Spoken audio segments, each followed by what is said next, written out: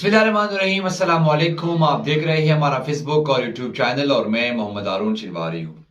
नाज़रीन कराम, नवाज शरीफ साहब को पाकिस्तान से भागे हुए और पाकिस्तान की अदालत से भागे हुए तकरीबन 3 साल हो चुके हैं और कल नवाज शरीफ साहब ने लंदन में बैठकर एक प्रेस कॉन्फ्रेंस किया है और उस प्रेस कॉन्फ्रेंस में जो है वो उसने अदलिया पर जो है वो तनकीद की है। उस पर जो है हम तफसीली गुफ्तगू करेंगे। इस फिलहाल की दूसरे हिस्से में हम बात करेंगे कि अगर 90 दिन के अंदर इंतखाबात नहीं हुए तो सीनेट भी टूट जाएगा। वो कैसे टूट जाएगा, इस पर हम तफसीली गुफ्तगू करेंगे। और इस फिलहाल के आखिरी हिस्से में हम बात करेंगे सुप्रीम कोर्ट ने फुल बेंच जो है वो तश्कील दी है, उस पर जो है तफसीली गुफ्तगू करेंगे। तो सबसे पहले आते हैं बिला के पहले हिस्से पर।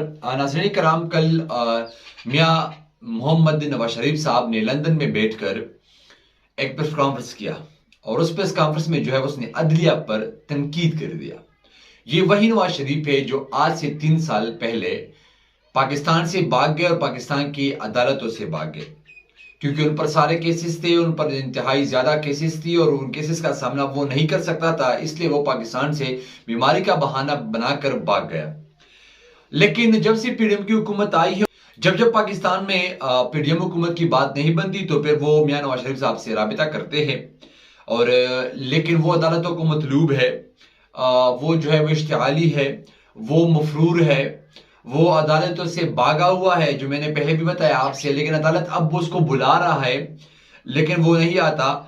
लेकिन जब भी यहाँ पर कोई बात नहीं बनती तो चाहे वो पाकिस्तान की एस्टेब्लिशमेंट हो, चाहे पाकिस्तान की ताकतवर हल्के हो और चाहे पाकिस्तान की मौजूदा पीडीएम की हुकूमत हो, तो वो सीधा जो है वो मियां नवाज शरीफ साहब के जो है वो जाते और उसको बताते कि आप भी कुछ करें, क्योंकि हम तो कभी कुछ कर नहीं सकते।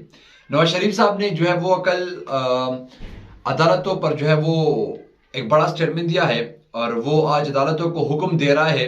वो स्टेटमेंट में नवाज शरीफ साहब ने क्या कहा है, उस स्टेटमेंट में बताया है नवाज शरीफ साहब ने लंदन में बैठकर प्रेस कॉन्फ्रेंस करते वक्त मियां नवाज शरीफ साहब ने बताया है कि फुल कोर्ट बेंच जो है वो तश्कील दी जाए, या जो केसेस चल रहे हैं अदालतों में, पाकिस्तान की सबसे बड़ी अदालत सुप्रीम कोर्ट में। इसके अलावा जो है वो नवाज शरीफ साहब ने बताया कि सब लोग इस पर मुत्तफिक है कि एक ही मुतालबा है सब लोगों का कि फुल बेंच जो है वो बनाया जाए। ये कौमी असम्बली का मसला है, ये ट्रक या रेडी वाले का मसला नहीं है। यानी ये इतनी नीचे नजर से इन लोगों को देखते हैं कि ये कहते हैं कि रेडी का मसला नहीं तो आप फुल, जो लोग कहते हैं वो करें। ये रेडी का मसला नहीं है, ये ट्रक वाले का मसला नहीं, क्योंकि ये इन लोगों को हकीर समझते हैं। नवाज शरीफ साहब समझते हैं कि ये लोग हकीर है, अगर इनका मामला जो है वो सही तरीके से ना भी चला तो कोई बात नहीं। लेकिन शहबाज शरीफ साहब का मसला अच्छा होना जो है वो अच्छे तरीके से होना चाहिए। मियां नवाज शरीफ साहब का अच्छा तरीके से जो है वो मसला होना चाहिए। मियां हमजा शहबाज शरीफ साहब का जो है वो मसला अच्छी तरीके से होना चाहिए। जरदारी साहब का मसला अच्छी तरीके से होना चाहिए। मौलाना फजल रहमान साहब का मसला अच्छे तरीके से होना चाहिए। सब का मसला जो है वो अच्छी तरीके से होना चाहिए। लेकिन अगर रेडी वाले का मसला हो, अगर एक ट्रक वाले का मसला हो, अगर एक गरीबी का मसला हो, अगर एक मजदूर का मसला हो, अगर एक दिहाड़ीदार का मसला हो, तो वो सही तरीके से अगर हल ना भी हो सका तो कोई बात नहीं। इसके अलावा जो है नवाज शरीफ साहब ने एक अजीब स्टेटमेंट दिया हुआ है जिस पर मुझे हंसी आ गई कि जरा मुबादला हमारे दौर में बुलंद तरीन सतह पर था और मुझे क्यों नाअहल किया। मैं चीफ जस्टिस साबिका चीफ जस्टिस साकिब निसार साहब से मैं सवाल करना चाहता हूं कि मुझे क्यों नाअहल कर दिया गया, क्योंकि आप नाअहल थे इसलिए आपको नाअहल कर दिया गया। इसके अलावा जो है वो मियां नवाज शरीफ साहब ने बताया है कि यानी ये जो फुल बेंच का फैसला है ये कौम को जो है वो यानी जो इमरान खान साहब की ये हक में फैसला करते हैं, इसने जो है वो कौम को तबाह कर दिया गया है, कौम को जो है वो मकरूज कर दिया गया है। यानी हुकूमत जो साबिक हुकूमत है इमरान खान साहब की तरह की इशारा है कि इन्होंने कौम को मकरूज कर दिया गया है। एक एक डॉलर को जो है वो हमको कर्ज देने पर मजबूर कर दिया गया है। इमरान खान के लिए सब फैसले कर रहे हैं तो हम कैसे कबूल करें। यानी अदालत इमरान खान के लिए फैसला करते हैं तो हम कैसे कबूल करें। इमरान खान को अदालतों ने सादिक और अमीन डिक्लेयर कर दिया है।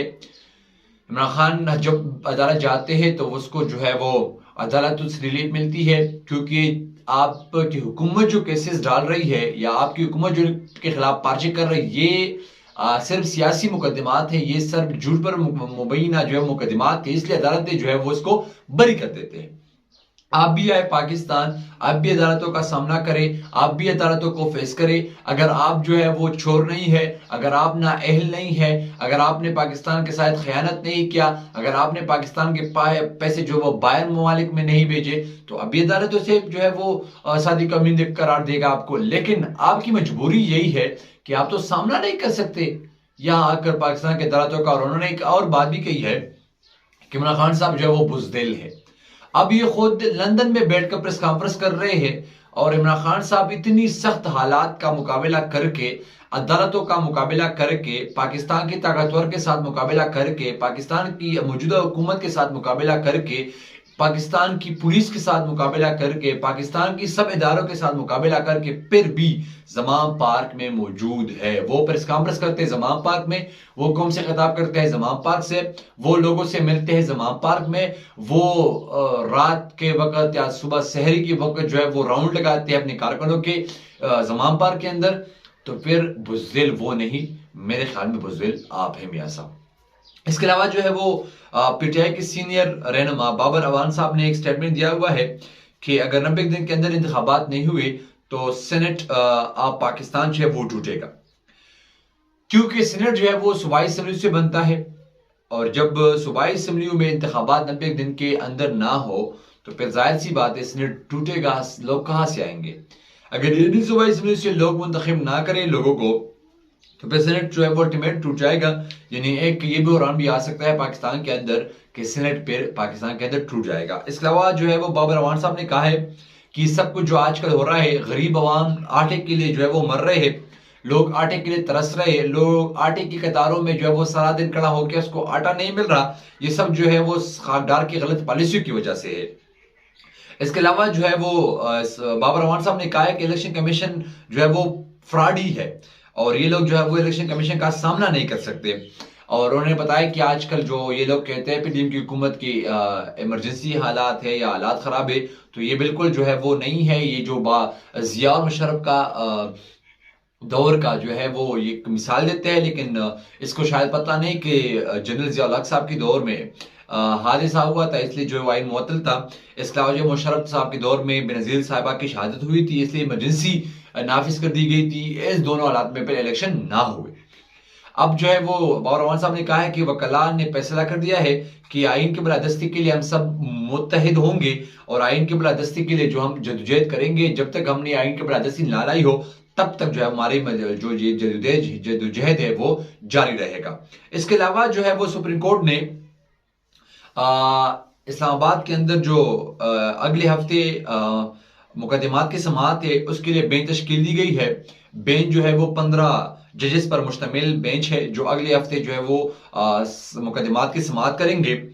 इसमें जो है वो सबसे पहले बेंच में chief justice Umar Ata Bandial, justice Mohammad Ali Muzhar ये शामिल होंगे।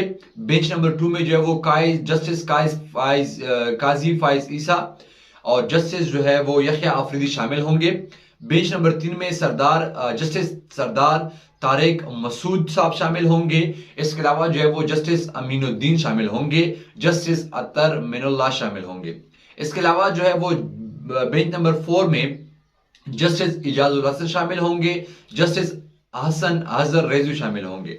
इसके अलावा जो है वो बेंच नंबर 5 में जस्टिस मंसूर अली शाह शामिल होंगे, जस्टिस जमाल मंदुखेल शामिल होंगे। इसके अलावा जो है वो बेंच नंबर 6 में जो है वो जस्टिस मुनीब अख्तर शामिल होंगे, जस्टिस मुजहर अकबर नकवी शामिल होंगे। इसके अलावा जो है वो बेंच नंबर 7 में जस्टिस आयशा मलिक शामिल होंगी और इसके अलावा जस्टिस शाहिद वहीद शामिल होंगे।